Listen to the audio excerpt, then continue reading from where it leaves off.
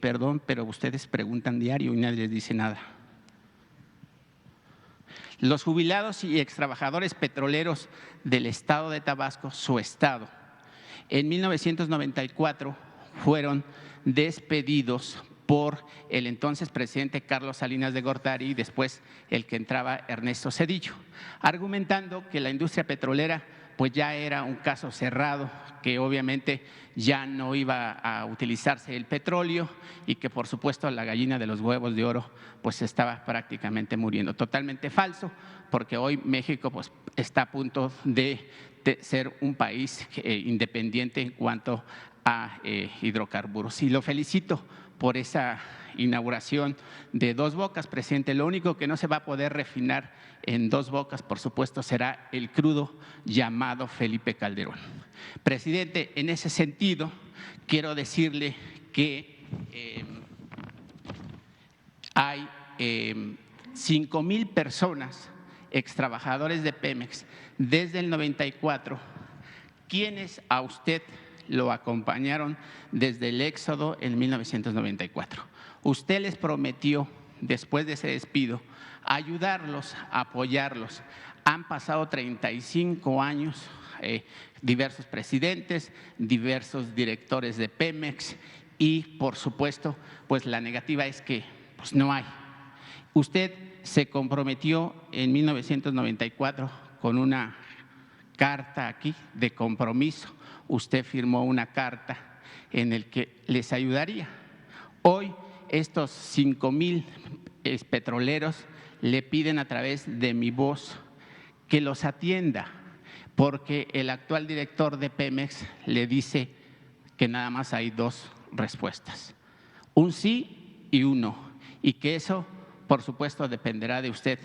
Ellos, presidente, tienen edades entre 65, 68, 70, 75 años.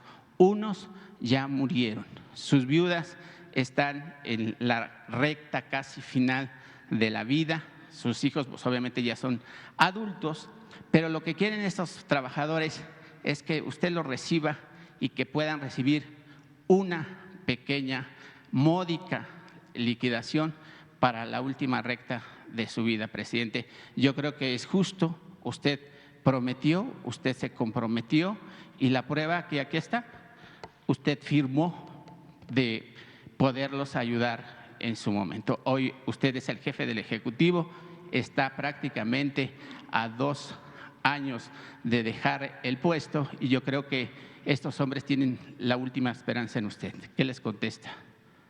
Pues nada más informar de que en ese tiempo que hubo un despido masivo de trabajadores transitorios, yo participé y los ayudé y cumplí porque logramos con un movimiento pacífico que se les liquidara a todos los trabajadores. Incluso tuve problemas en ese entonces porque, como siempre, ¿no?, se me acusó de agitador y de revoltoso, pero todos recibieron un pago. Y hay la historia sobre eso. Todos. Estuve aquí en el Zócalo con ellos y se llegó al acuerdo de que les tenían que pagar una indemnización.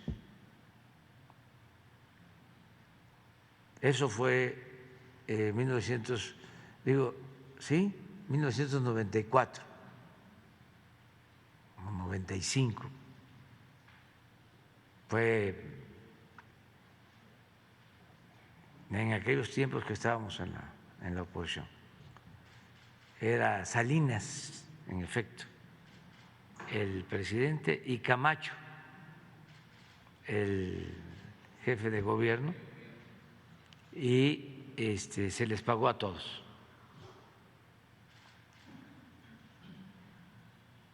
Y también aclarar, o sea, porque yo los compromisos los cumplo. ¿Me vas a dejar copia del documento para ver la fecha? ¿Sí? Porque a lo mejor eso fue antes de que se les pagara. No, sí está mal. Fíjate cómo son las cosas. Sí está mal, porque no les puedes pagar 2 veces.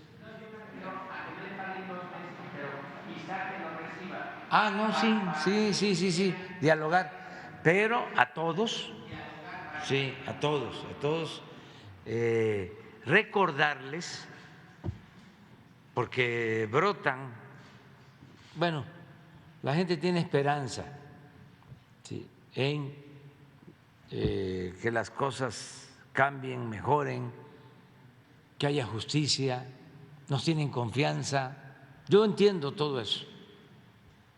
Pero también se debe entender de que nosotros somos simplemente administradores del dinero del pueblo y que el presupuesto es sagrado. No es que alguien organiza a un grupo que pudo ser víctima de una injusticia hace 30 años, ¿sí?, y a ver, ahora usted tiene que hacerse cargo. Lo hacemos en algunos casos. Ya les platicaba yo de una expropiación o invasión agraria de 1979 en el Istmo de 3,000 hectáreas. Y como ahora pasa por ahí, siempre ha pasado, pero se está rehabilitando el tren del Istmo, dicen, no pasa si no nos pagan las tierras, las 3,000 hectáreas de 1979, que ya el Poder Judicial resolvió que correspondía a otro grupo.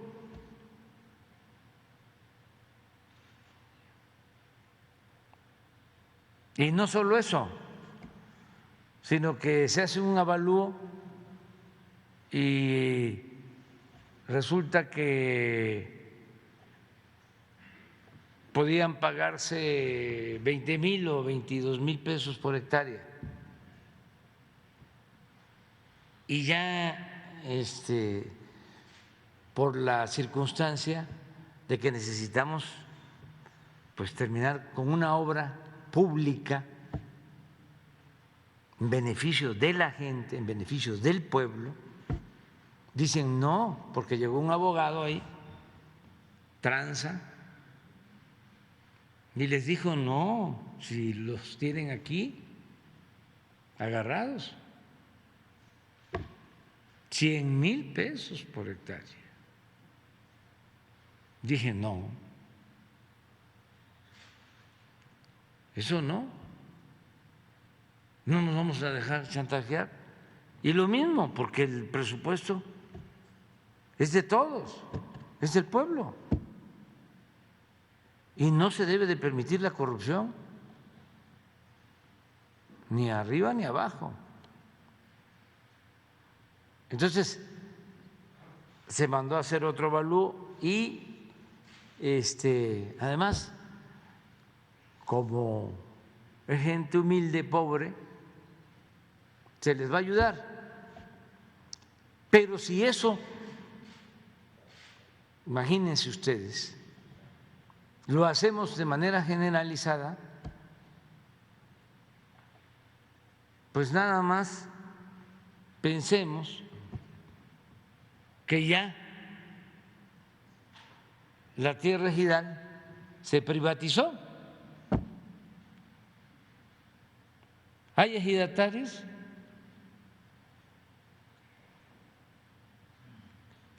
riquísimos, claro que no son campesinos, que fueron los que compraron tierras y convirtieron ejidos en latifundios, porque Salinas reformó el artículo 27 y puso al mercado las tierras ejidales. Esos son los daños, la herencia de todo el periodo neoliberal. Entonces, vamos a ir reparando los daños causados por el periodo neoliberal, pero buscando priorizar. En el caso de los yaquis, les entregan una resolución con el presidente Cárdenas, les entregan una resolución para el uso, dominio, propiedad de 120,000 hectáreas en general, y les van quitando la tierra, les quitan como 40,000, y les quitan la tierra y les quitan el agua. Entonces, ahora hay un plan de justicia a los pueblos yaquis. ¿Cuánto les estamos devolviendo? Pues más de 20,000 hectáreas, el agua. Imagínense que los yaquis no tenían, y todavía falta de concluir el programa, agua en sus pueblos.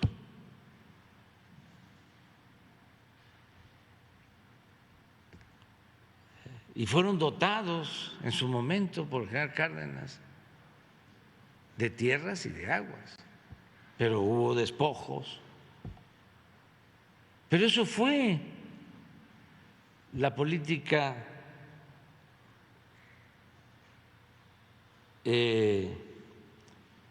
posrevolucionaria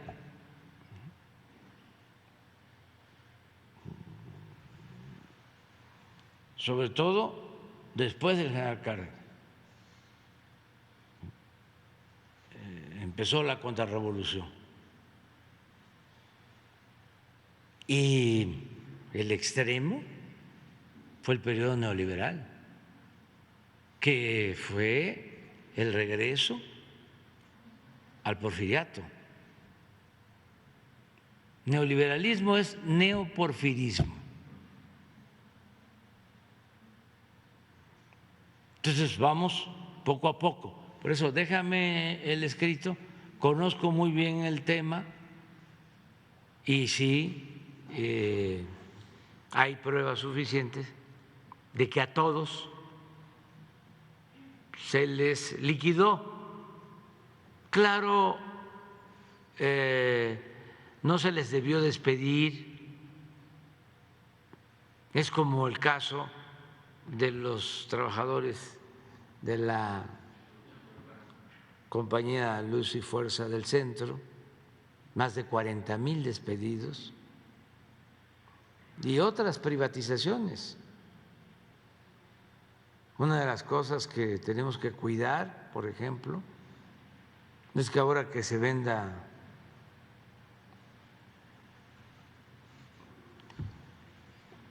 Banamex, no se despida a los trabajadores de manera masiva, porque estamos poniendo algunas condiciones. La primera es que sea capital mexicano. La segunda es que los que participen como accionistas estén al corriente en el pago de sus impuestos. La tercera es que el patrimonio cultural de Banamex se quede en México. Y la cuarta es que no se despida a los trabajadores, además que son personas, mujeres, hombres con experiencia y que pueden ser de mucha utilidad, pero suele pasar que cuando se dan estas negociaciones, pues buscan, ¿no? Ahorrar así, despidiendo trabajadores. Entonces ya, de todas maneras me vas a dar, ¿sí? No.